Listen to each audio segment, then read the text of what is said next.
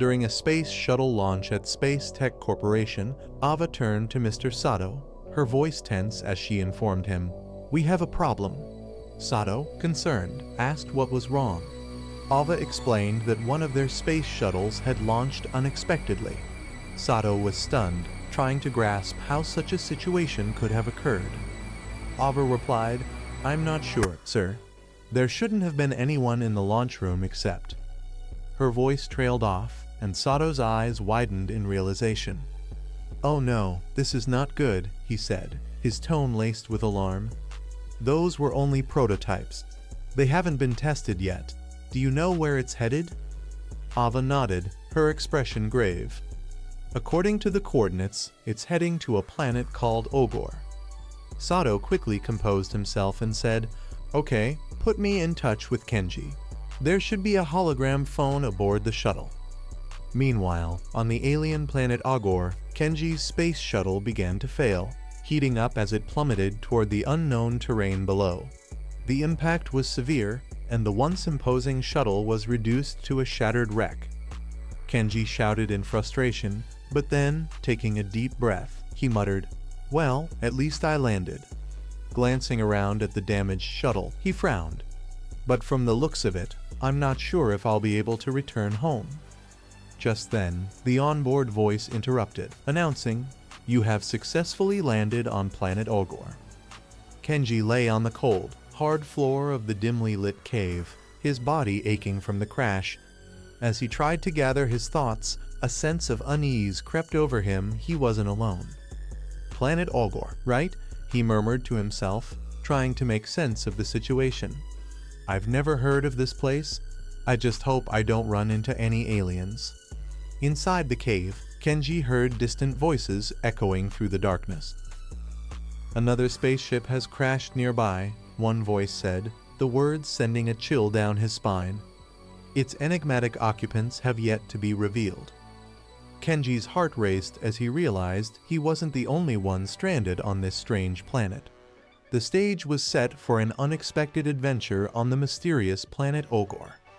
We see an alien whose name is Magnox. His age is unknown and his race is black.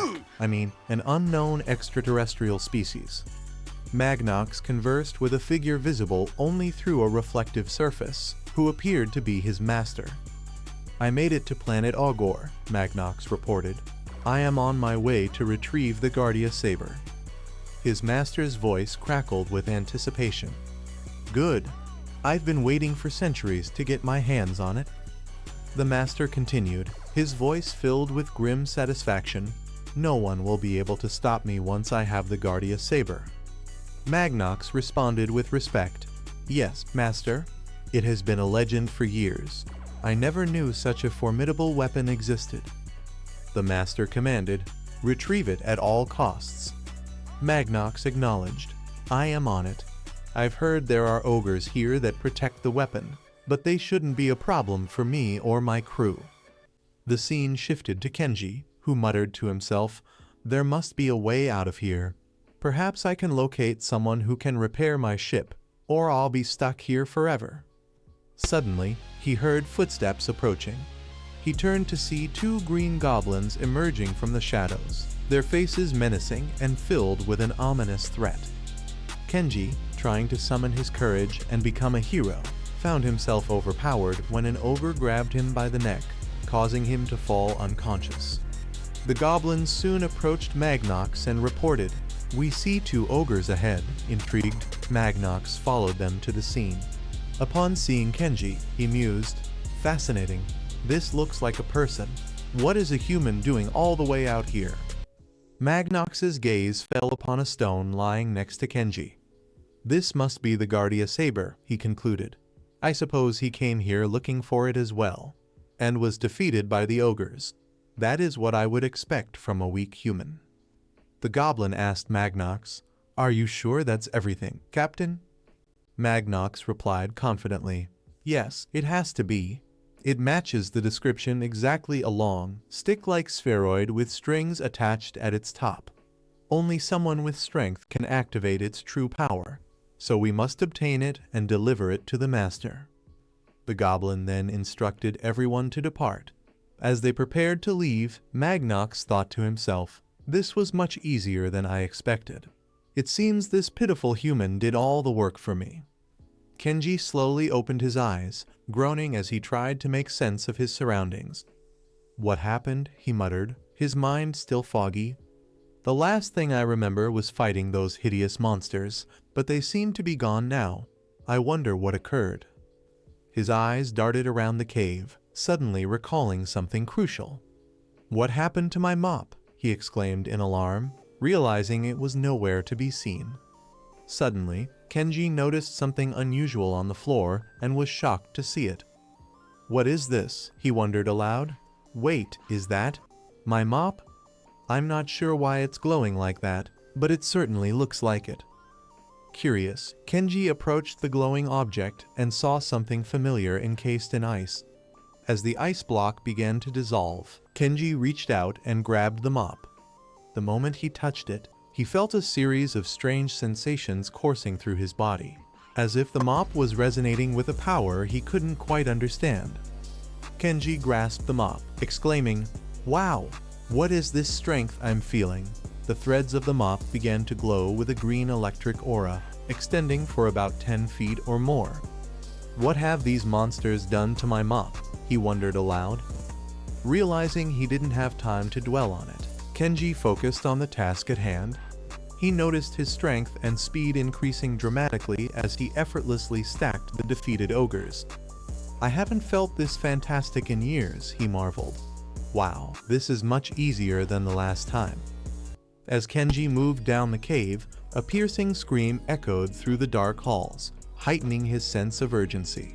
His newfound speed allowed him to swiftly reach the source of the commotion. "What is that?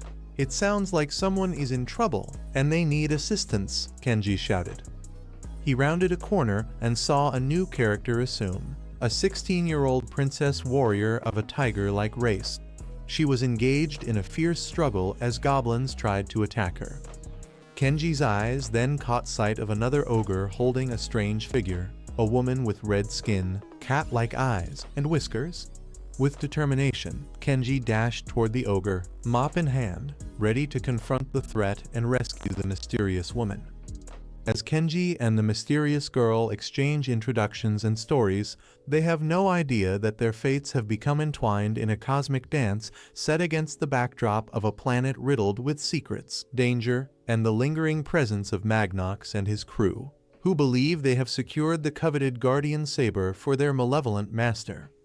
Assume, the warrior princess of planet Kilia, is determined to free her people, and Kenji, the accidental janitor turned guardian of a dangerous weapon, makes an unexpected but formidable partnership. Assume glares at Kenji, who is still carrying the now acknowledged guardian saber. Kenji looked at Assume, a bit puzzled. "Aw, I thought this was just my mop. Yeah, I'm a janitor from Earth, and I ended up here with my mop, only to be knocked down by those beasts." Assume's eyes widened in surprise. "You have no idea what you're holding, do you? That isn't just any mop. What you're holding is one of the most powerful artifacts in the universe." Kenji stared at the mop in disbelief. "Wow, really? No wonder it looked so different. But who is this maniac you're talking about?" Assume began to explain the dire situation on her home planet, detailing the threats posed by Maniac and the terrible condition of her world. As she spoke, Kenji's sympathy grew, and he felt a deeper connection to her struggle and the larger conflict unfolding around them. Assume's voice trembled with emotion as she told Kenji, "He is evil. He took over my home planet and turned us all into slaves." Her eyes reflected the deep pain of her people, a vivid mirror to their suffering. She continued, "I've been searching for the Guardia Saber, a legendary weapon with the power to free my world from Maniac's oppression. It's our only hope for liberation." Kenji nodded.